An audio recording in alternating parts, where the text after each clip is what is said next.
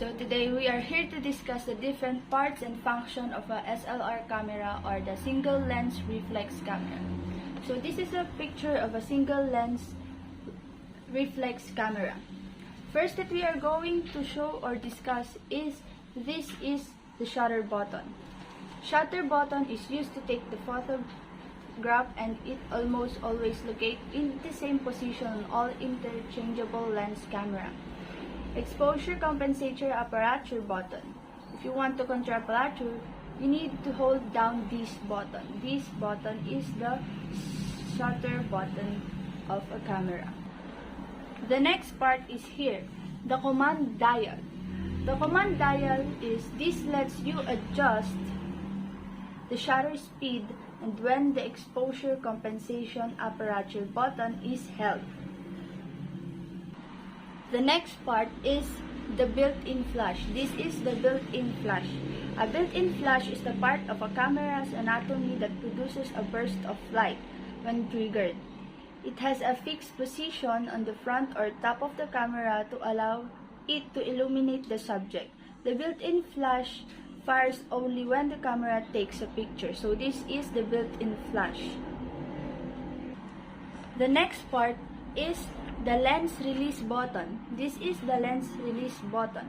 The lens release buttons unlock the lens mount and allows you to detach the lens. Although you can attach the lens in one step, as a safety measure, you can only detach it by pressing the lens release button.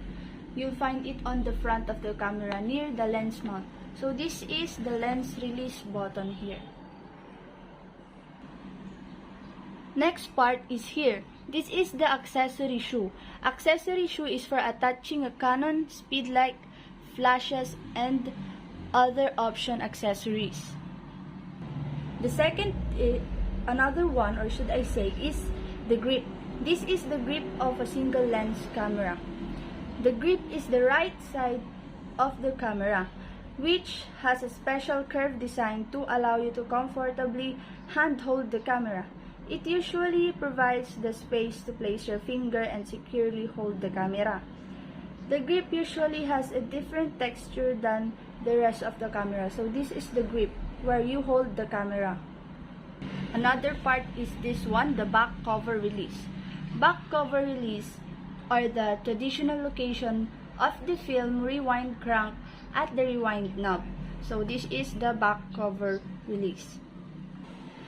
Next part is, this is the manual focusing ring. This one here, right here. Manual focusing ring, by default, most lenses do this automatically, which is known as autofocus.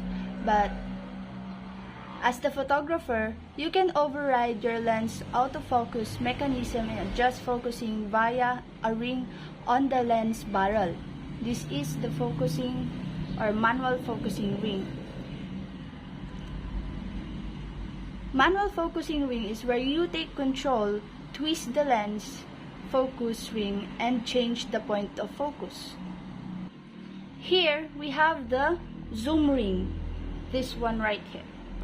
A zoom ring is an adjustment ring found on many digital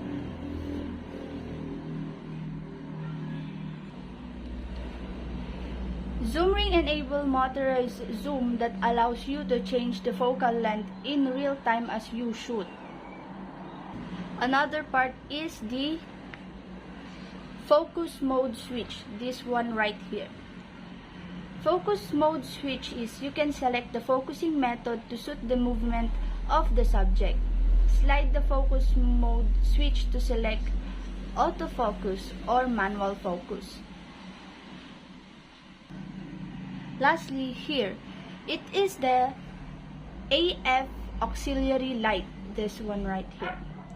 An AF assist a lamp is a small light usually built into a camera body above the lens mount.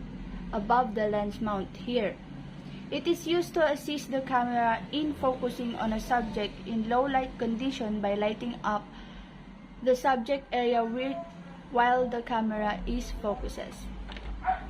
So that's all of the parts and function of a single lens reflex camera.